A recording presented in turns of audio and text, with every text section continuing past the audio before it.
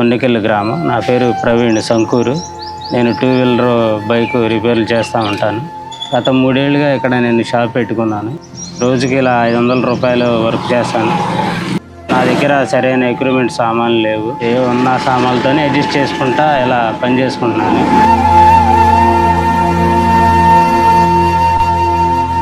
మేము ముగ్గురు అన్నదమ్ములు అండి. ఒకే ఇంట్లో ఉంటాము.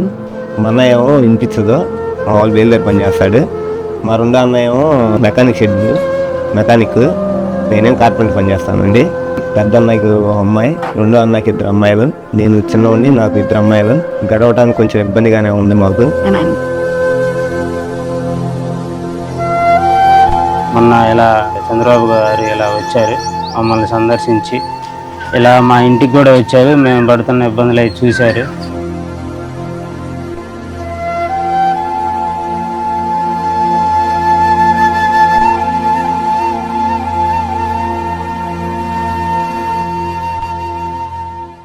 మీరు బాగుపడాలంటే ఏం చేయాలి? నేను ఎందుకంటే ఈ పేద కుటుంబాలన్నీ చూస్తున్నాను. ఓకే, నేరుగా వచ్చి చూస్తే తప్ప సమస్యలు మేము ఎన్ని చేసినా కూడా పరిష్కారం కావు, పైకి రావు. Okay sir. నువ్వు కానీ మెకానిక్, దాన్ని ఎట్లా మీరు పెంచుకుంటారు, ఏం చేస్తారు, మీ ఆదాయం ఎట్లా పెంచుకుంటారు? మోడర్న్ టూల్స్ ఇస్తే, ఆధునికమైన పనిముట్లు ఇస్తే నేను కొంచెం ముందుకు దానివల్ల ఇంప్రూవ్ అవుతుంది సార్. కలెక్టర్ గారు, ఇప్పుడు ఎంతవరకు ఇక్కడ ట్రైనింగ్ ఇచ్చి మెషిన్ ఇస్తే ఎంతవరకు దేనికంటే ప్రొడక్ట్ పెరుగుతుంది? రోజుకి 3,000 రూపాయలు. ఇప్పుడు కానీ మీకు కానీ ట్రైనింగ్ ఇచ్చి కొద్దిగా నెక్స్ట్ లెవెల్ తీసుకపోతే పర్ డే ఒక 3,000 రూపాయలు సంపాదించారు, 500 నుంచి, అంటే 6 రెట్లు పెరుగుతున్నాయి. దానికి నువ్వు సిద్ధంగా ఉన్నా?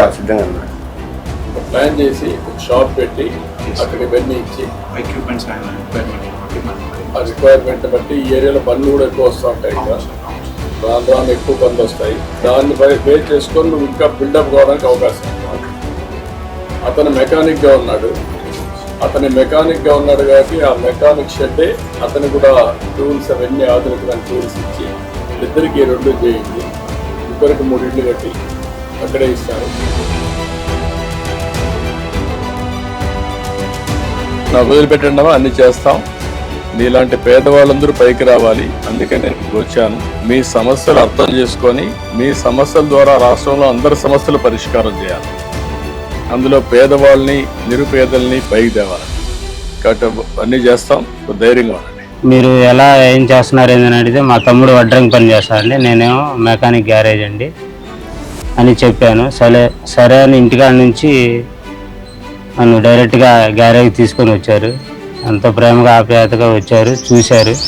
షెడ్ దగ్గరికి పదంబా చూద్దాం.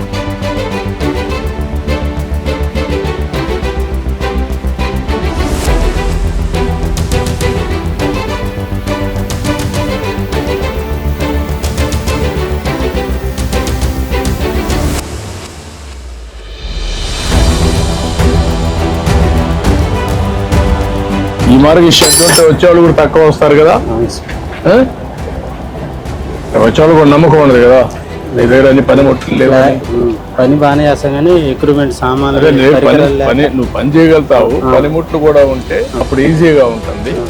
అట్లా లేకుండా ఉంటే నువ్వు ఎంత కష్టపడినా లాభంలే కదా. ఓకే, నేను మాట్లాడు చేయమంటాను అన్ని ధైర్యంగా. ఒక మంచి ప్లేస్ ఐడెంటిఫై చేసి అక్కడ షెడ్ కట్టి నీకు ఎక్విప్మెంట్ ఎంత ఇస్తే అక్కడ పెట్టుకుంటాను. చేయగలుగుతాను.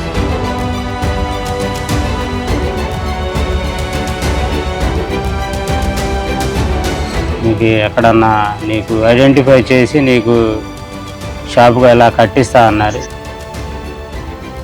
సిబిఎన్ సార్ వాళ్ళు ఇలా వచ్చి మాకు ఇలా హామీ ఇవ్వడం వల్ల చాలా సంతోషంగా ఉంది.